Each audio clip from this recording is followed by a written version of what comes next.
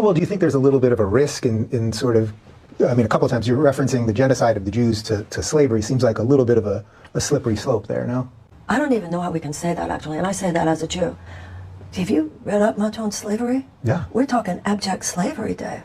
I mean, nobody's in a contest. Nobody has a monopoly on human suffering. If you started slavery in 1619 and you had 2.5 years, 2.5 centuries, and then at the end there were 4 to 5 million enslaved people, do you realize generation after generation how many millions of people we're talking about? Right. Well, I'm not diminishing that, but you can also talk about the extermination of 6 million people and the amount of people that never lived because of that would be alive. Or your ancestors from Russia who were never given anything and came here. But the Germans have paid reparations. That's kind of my point. The fact that Germany paid reparations, Germany has done full on mea culpa. Germany has done full on mea culpa, plus reparations, plus a guarantee that every generation theretofore would receive full Holocaust education. That's kind of my point. They cleaned it up.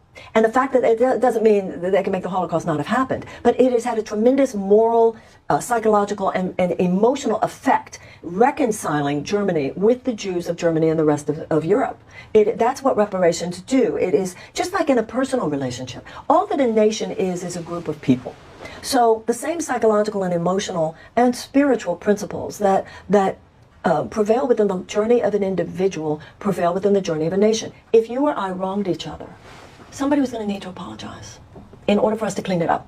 And not only that, well, but if you or I, but that's different than the collective nature. But it's not. That's my point. Now, if you believe it's different than the collective, then you're right. But if you don't believe it's different than the collective, then that might just, okay, so that just might be a fundamental difference, and that's fine. I mean, I don't think I'm guilty of the past of anyone else. This is not about guilt. It's a difference between taking guilt and responsibility. There's difference. If you have a company that takes over another company, you inherit their assets and you inherit their debts. And so America inherited the debts of the South. And also there was a lot of, systemic racism that wasn't just in the South either. You know, after World War II, the German chancellors and prime ministers, there was a lot of apologizing that went on. And you know something else? There was a pope around 3 popes ago, I think his name was John Paul. He coined a phrase which I thought was so brilliant: purification of memory.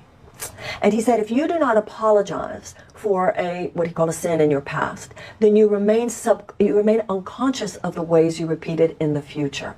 Now, in terms of cash versus not, there is atonement and there is amends. If you look at something like the Principles of Alcoholics Anonymous, you atone, but you make amends where possible. If you stole $1,000 from me, and then you came up to me and said, Marianne, I am so sorry that I stole that $1,000 from you, I would feel, I really appreciate your apology, and I'd also like my cash back. So the idea of making an amends in addition to atonement is the way you truly close the circle of reconciliation. Right. So I think